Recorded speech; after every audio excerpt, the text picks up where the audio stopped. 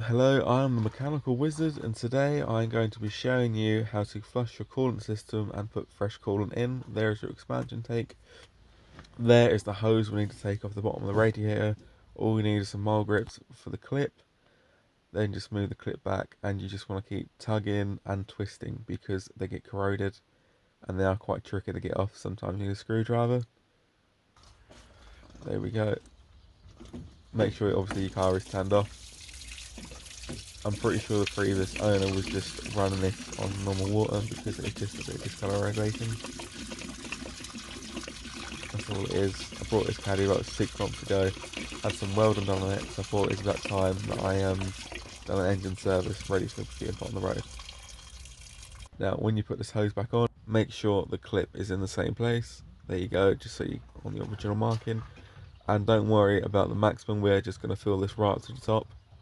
There you go, and then when I start the car, you'll see it just goes down a little bit, and it will keep going down as the thermostat opens. Now we're just going to go back inside the car and just slightly keep it as a constant rev, just to warm up the engine so the thermostat opens up, so the coolant gets hotter, which will open up the thermostat and move through the engine. And what you want to do is check your coolant hoses to make sure they are getting fairly hot.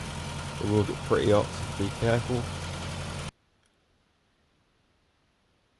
This is one going to the expansion tank, and this will get hot, so you just want to make sure that that's getting hot because that'll go right round to your thermostat and for your engine, and you want to make sure that all your coolant hoses are getting hot, and it will go through the radiator, down, back out, through the bottom, that hose that we just took off, to your water pump down there. Now, just another way to check it's working, you want to put your blowers on 3 or whatever your maximum is, make sure it is on flat out, which is hot, and you want to check the temperature of the air. That was lukewarm there, but it is red hot up there. So you just want to make sure that it is the perfect temperature and it's getting hot. See, absolutely perfect. Right, then you want to take that hose off again when your car is not running.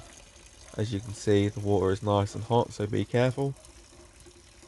And then we have got all that dirty water out, all of that like grime and sludge is all out, so our engine with its coolant is nice and clean.